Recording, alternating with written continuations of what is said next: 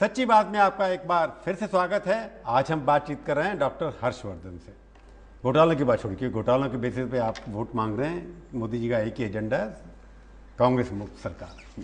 पर सवाल ये उठता है कि आपकी पार्टी कांग्रेस ये लोगों को लेने के लिए इतनी उतावली है। यूपी के अंदर 12 कांग्रेसियों को टिकटें दे दी आपने।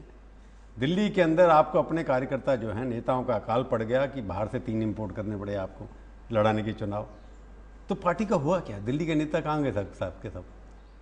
नहीं, बाहर से कोई हमने बाहर से तो जो आपकी पार्टी में थे नहीं।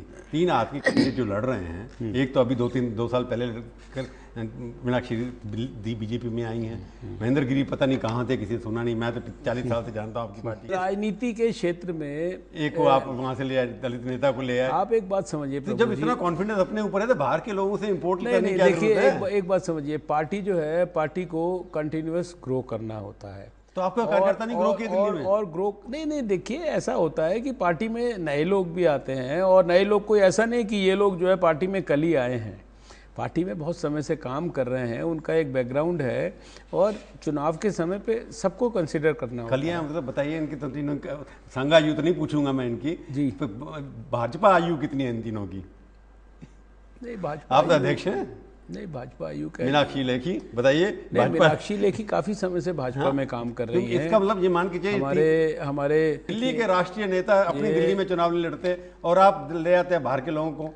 ये ऐसा कोई बड़ा विषय नहीं है। तो देखिए, दिल्ली में 5 में 7 में से 3 लोग बाहर के, दिल्ली में से नए लोग बाहर, आप बाहर के मान रहे हो ना उसको, बाहर का हम तो नहीं बाहर का मानते हो। जो लोग कहते हैं कि 12 आपने डिफेक्टर लिए कांग्रेस में, नहीं डिफेक्टर वगैरह, और एक ऐसे लोग जो मुसलमान नेता एडमिट करते चले जा रहे हैं, साबर अली जैसे आदमी, जो उनका एक ही खूबी है कि अमीर बहुत हैं वो, और जिसने 6 महीने पहले मोदी जी को गाली थी, 4 महीने पहले।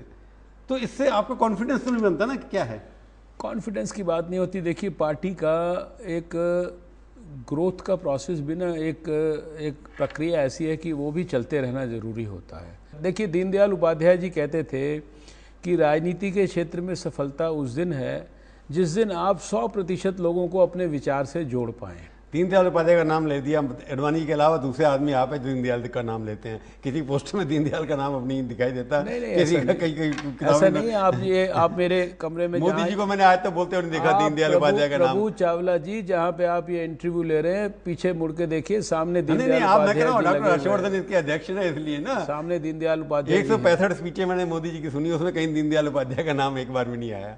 नहीं, अब वो एक मैटर ऑफ ऐसा नहीं है। दीनदयाल जी का नाम तो हर आदमी लेता है, नाम नहीं लेने की बात है, उनको तो हृदय से सब लोग रिस्पेक्ट करते हैं। उसकी वजह से आपकी लगता नहीं, लोगों का कहना, जो पिछले 3 दिन से डिस्कशन देख रहा हूँ, कि आपके यहाँ जो था संस्था, पहले संगठन ऊंचा होता था, अब व्यक्ति ऊंचा हो गया है। आपके पास पहली बार है 52 से पार्टी बनी है आपकी। अब तक मैनिफेस्टो पार्टी का इलेक्शन से पहले आ जाता था, इस बार आया ही नहीं। दिल्ली का अलग से आपने कर दिया, करेंगे नहीं। अब देखिए, दिल्ली का तो ऐसा है कि हमें अब दिल्ली में राष्ट्र का चुनाव हो रहा है, मोदी जी उसके लिए प्रधानमंत्री हैं। नहीं, अब हमें दिल्ली में जो कुछ करना है तो हमने लोगों को बताया कि प्रधानमंत्री के थ्रू होगा ना, ये हमारी सोच है, और बाकी केंद्रीय भी आ जाएगा। अब हमारा दिल्ली चुनाव के बाद अब तो हो ही नहीं सकता फैसला। वो तो इलेक्शन कमीशन कहते हैं जब पोलिंग हो रही है आप मैनिफेस्टो डिक्लेयर नहीं कर सकते, अपना टेलीकास्ट नहीं हो सकता, हम छाप नहीं सकते, दिखा भी नहीं सकते। चलिए, वो आ जाएगा। इसका मतलब ये है ना कि मैनिफेस्टो नहीं है, मोदी जी मैनिफेस्टो है आपके। नहीं, ऐसा कुछ नहीं है कि मोदी जी मैनिफेस्टो है। मोदी जी आज प्रतीक बन गए हैं भाजपा की। सुन लीजिए आप, भाजपा के नीति का, भाजपा के विचार का, भाजपा के राष्ट्र धर्म का, भाजपा की भविष्य की योजनाओं का, और भाजपा के गुड गवर्नेंस का, और इस देश के हज़ारों करोड़ों लोगों की एस्पिरेशंस का, यूथ के सपने का प्रतीक बन गए हैं आज नरेंद्र मोदी जी। तो आपके चुनाव के अंदर जिसका नाम ले, अडवाणी जी आपके यहाँ गए, मोदी जी के नाम से चुनाव लड़ रहे हैं और पार्टी के अध्यक्ष हैं, तो मोदी जी तो आपके प्रचार में आए नहीं अभी तक ना, लगता है भावना मैंने सुना नहीं। देखिए, ऐसा है कि कोई, अब मोदी जी आप कहेंगे कि हर सीट पे जाएंगे तो 543 जगह मोदी जी जमुना पार पहुंच गए आपसे, आप यहाँ नहीं आ सकते थे क्या? नहीं, ऐसा कुछ नहीं है। तो हमने तो कोई उनसे जिद भी नहीं की क्योंकि माइनॉरिटी ज्यादा है, वांडर लगता है। ऐसा कुछ नहीं है। अरे, उनका एक दिन था, उसमें एक दिन में जहाँ व्यवहारिक था वो चले गए। वहाँ भी वो ऐसे कार्यकर्ता के कॉन्स्टिट्यूंसी में गए जहाँ वो अभी 2 साल पहले पार्टी में आया है। इस बात से कोई इसका संबंध नहीं है। देखिए, इसमें व्यवहारिक पक्ष ये था कि वो कहीं से बाहर से आना था, सीधे वहाँ पर आ गए और उसके लिए वो सीट चुन ली गई, क्योंकि मेरे ख्याल से उस दिन उनकी उसी साइड में कहीं दूसरी रैलीज ऐसा लगता है कि दिल्ली में अभी प्रचार तो खत्म होने वाला है, एक बार शायद आएंगे तो अभी उससे पहले तो लगता है, मेरे को लगता नहीं दिल्ली में कोई आने वाले हैं। योजना थी उनकी, शायद 7 तारीख को कुछ उनका कार्यक्रम होगा, 7 को मैनिफेस्टो जब रिलीज करना था वो तो हो नहीं रहा, मैनिफेस्टो हो नहीं सकता। कोई ऐसी कोई तो आपको लगता है उन्होंने जिम्मेवारी आपके ऊपर डाल दी, दिल्ली के मोदी डॉक्टर हर्षवर्धन है?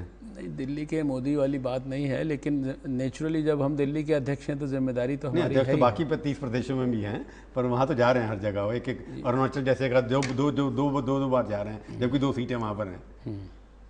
नहीं, यहाँ पर भी अब जितना उनके पास, हमने उनको ये है, देखिए आपने इनवाइट नहीं किया उनको? हमने नहीं, ऐसा कुछ नहीं है। हम ये जो उनका समय है उनकी उपलब्धता के हिसाब से तय हो रहा है। उनको आखिर सारे देश में जाना है। अब हम जिद उन्हें करें कि दिल्ली में आप हर 7 सीटों पर आकर अपना, 7 में नहीं, पिछली बार 5 असेंबली में 5 भाषण किया उन्होंने, वो वर्ल्ड रिकॉर्ड क्रिएट करने वाले हैं। सबसे ज़्यादा कोई पॉलिटिकल लीडर ने भाषण किए हिंदुस्तान के अंदर या सारे वर्ल्ड में। जब वो 185 अपनी विजय यात्रा पूरी कर लेंगे, वर्ल्ड रिकॉर्ड होगा उनका। ठीक है। उन 185 में से दिल्ली में अगर भाषण नहीं होता, जो आप कह रहे हैं टेक्नोलॉजी से, उनके पास ऐसी टेक्नोलॉजी है जो यहाँ बैठे तो 300 डिस्ट्रिक्ट में दिखाई दे सकती है। मेरा ख्याल से अभी ऐसा है, देखिए उनके 1-2 कार्यक्रम ऐसे होने वाले हैं जो 6-7 तारीख को वो टेक्नोलॉजी की मदद से सारे दिल्ली से भी कनेक्ट होंगे। ऐसा नहीं है, और दिल्ली में नहीं कर रहे हैं तो इसके दिल्ली में एक अभी किया है ना उन्होंने इतना बड़ा, आखिर उसमें 7 कैंडिडेट्स थे, सब लोग थे उसके अंदर, जो है वो सारे दिल्ली में वो प्रचारित हुआ। आपको लगता है, आपका असेसमेंट क्या, कितनी सीटें जीतेंगे आप दिल्ली? मेरा असेसमेंट तो यह है कि हम 7 सीटें जीतेंगे। अगर उससे कम जीते तो किसकी जिम्मेवारी? नहीं, जिम्मेदारी का तो इसमें कोई विषय नहीं होता। प्रदेश अध्यक्ष हूँ तो, क्योंकि मोदी तो हट गए चुनाव के दिल्ली से, उनको लगता है कि साथ नहीं ला पाएंगे। देखिए, इसमें ये कोई किसी इंडिविजुअल व्यक्ति का विषय नहीं होता, ये तो पार्टी में सब लोग मिलकर चुनाव लड़ते हैं। आप कहते हैं हम जीतेंगे, चलो ये भी मुझे लगता है कि जो जीत जितनी मैक्सिमम भी प्रेडिक्ट कोई भी कर रहा होगा ना, उससे भी बेहतर हो सकती है, और मुझे आश्चर्य नहीं होगा। 2004 में प्रेडिक्ट हम लोगों ने 334 सीटें की थी एनडीए के लिए, आई थी कितनी? हो सकता है कभी वो ठीक है, अभी तक आपका जिससे आपका कैंडिडेट है, जरूरी नहीं है कि 2004 में सेटबैक हुआ तो 2014 में फिर वो चीज होगी। 2014 में जो है, 2009 में हमने प्रेडिक्ट किया था कांग्रेस हारने वाली है, फिर भी जीत गई वो। तो प्रेडिक्ट करने की बात छोड़िए, मैं उसमें नहीं जाना चाहता। मैं सवाल ये चाहता हूँ कि अगर जीतने का चेहरा उनका बनेगा तो हारने का ठीकरा भी उन्हीं के माथे पे फोड़ेंगे आप। अब देखिए, ये तो आप लोग सेरे बांधते हो और आप लोग फोड़ते हो। नहीं, आप ही ये कहीं पार्टी में तो ये सब बातें होती नहीं है। पार्टी में ना कोई किसी को फोड़ता है, ना कोई किसी के सेरा बांधता है। ये तो आप लोग अपनी थियोरिटिकल अपना करते रहते हैं। चलिए डॉक्टर साहब, देखते हैं कि आप देश के स्वास्थ्य मंत्री बनते हैं या दिल्ली के मुख्यमंत्री। आप हमारे स्टूडियो में आए, बहुत बहुत धन्यवाद। Thank you.